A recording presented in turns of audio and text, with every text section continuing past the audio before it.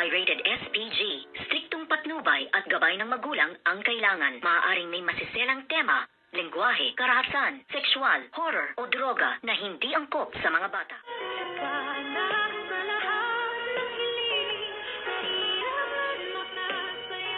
Good morning and welcome sa aking munting channel. At dito na nga ay naniningil na itong si Dax nang ginawa nga niyang pagsinungaling at pagbaliktad nga ng kanyang testimonya dahil nga sa pagmamahal niya kay Zoe. At dito tinawagan na nga ni Dax itong si Zoe at dito nga ay sinabi niya na ano babes, kailan tayo magdi-date. At dito nga ay sinabi ni Zoe na huwag siyang basta-basta tumatawag sa kanya dahil nga komplikado, dahil pinag-iisipan itong si Zoe dito nga sa Apex Medical Hospital na isa siya sa dahilan kung bakit nagbago ang kanyang testimonya. At dito naman ay sinabi ni Dax na siya ang masusunod kung kailan niya gustong sila mag-date at kailangan ngang tumupad sa kanilang usapan itong si Zoe para nga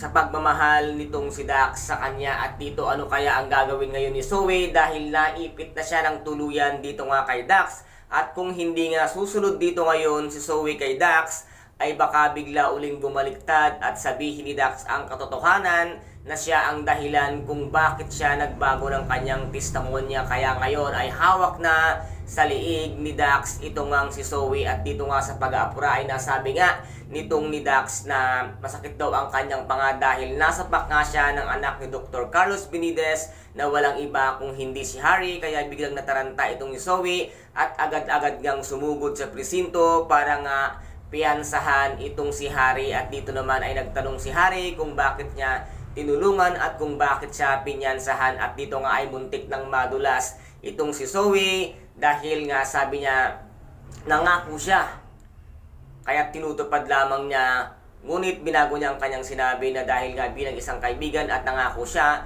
na hindi siya pababayaan. At dito ay nagtanong nga si Zoe kung bakit niya nga ba ipinagtatanggol ito ngang si Dr. Carlos Benitez. At dito rin nasabi ni Harry na baka nga daw totoo ang sinabi ni Dax na kanyang bagong testimonya dahil hindi niya pag-aanong kilala ang kanyang dad. At dito naman ay sinabi nga dito ni Zoe na kahit na anong mangyari at gano'n man kasama, siya pa rin ang tunay mong magulang. At dito nga sinabi ni Harry na alam ko na kung bakit mo ako naiintindihan dahil magkaparehas nga tayo ng magulang na kriminal. And guys, ito po ang ating pakaabangan dito nga sa Abot Kamay na pangarap na kung saan ay napaka-intense at kapanapanabik ang bawat eksena. At kung nagustuhan po ninyo ang aking videos for today, paki-subscribe na lamang po ng aking channel, paki-like and share para maging update kayo sa lahat ng gagawin kong video. Maraming salamat po.